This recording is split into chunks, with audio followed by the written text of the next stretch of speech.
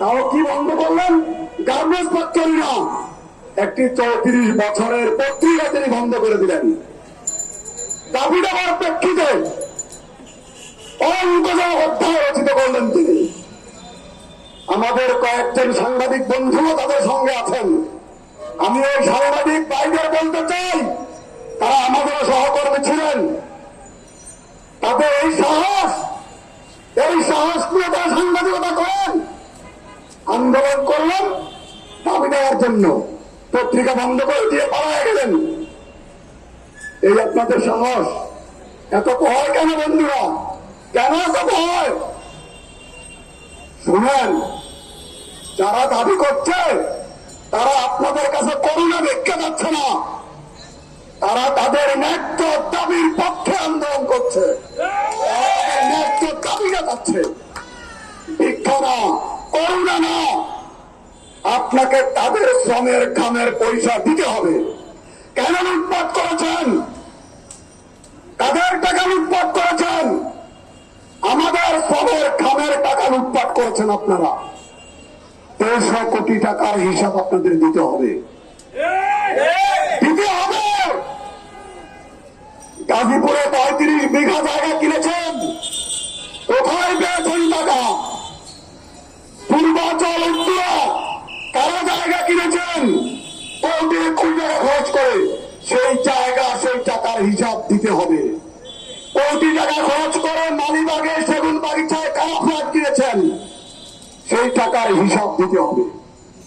কোটি কোটি টাকা খরচ করে খিলগাঁওয়ে কারা বাড়ি করেছেন? সেই টাকার হিসাব আপনাদের দিতে হবে। দুর্নীতি দমন কমিশন আপনাদের সেই টাকার হিসাব নেবে ইনশাআল্লাহ।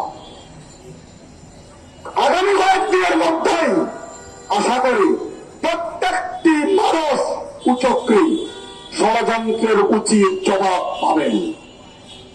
আসেন, সাবের হোসেন চৌধুরী ভাইকে বলতে চাই, বারবার আমরা আপনাকে আপনার সম্মান অক্ষুণ্ণ রাখতে চেয়েছি, বলেছি ভাই আপনার নাকি সারা পৃথিবীতে ইজ্জত সম্মান অনেক বেশি।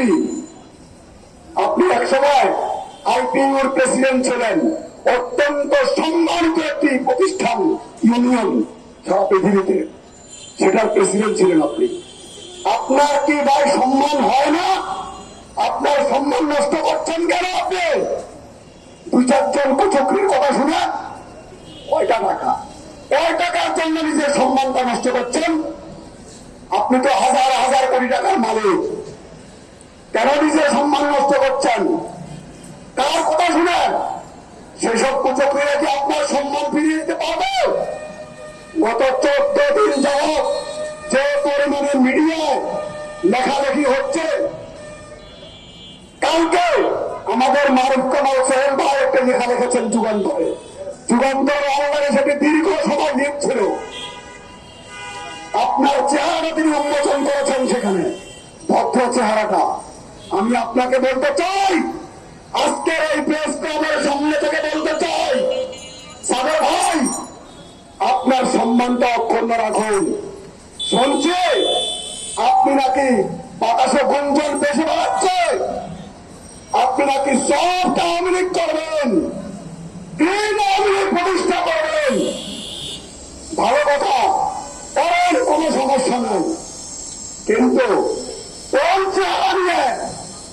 সেই চেহারাটা জাতি দেখবে, জাতি এখন দেখছে।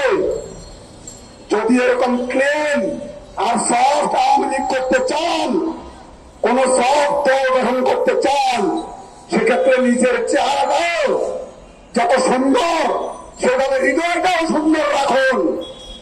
মানুষের সঙ্গে প্রতারণা করবেন না।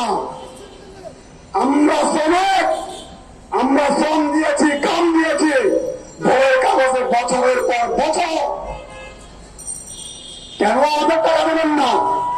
আমার কামের টাকা, আমার শ্রমের টাকা। সরকারের কাছ থেকে ডিএফপি থেকে টাকা নিয়েছেন না? 8ম ওয়েজ বোর্ড বাস্তবায়ন করেছেন, সেই 8ম ওয়েজ বোর্ড বাস্তবায়ন দেখিয়ে সরকারের কাছ থেকে সকল সুযোগ সুবিধা নিয়েছেন। আমাদের মাথা বিক্রি করে আমাদেরকে দেখিয়েছেন।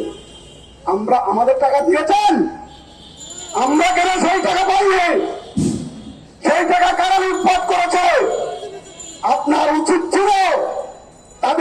থেকে জবাবদিহি নেওয়া। যে গত 16 বছরে প্রায় 150 কোটি টাকার উপরে আয় করেছে ভোরের কাগজ, সেই জায়গা কারা লুটপাট করেছে? আপনার উচিত ছিল ওই সংশ্লিষ্ট অভিযোগকে ষড়যন্ত্র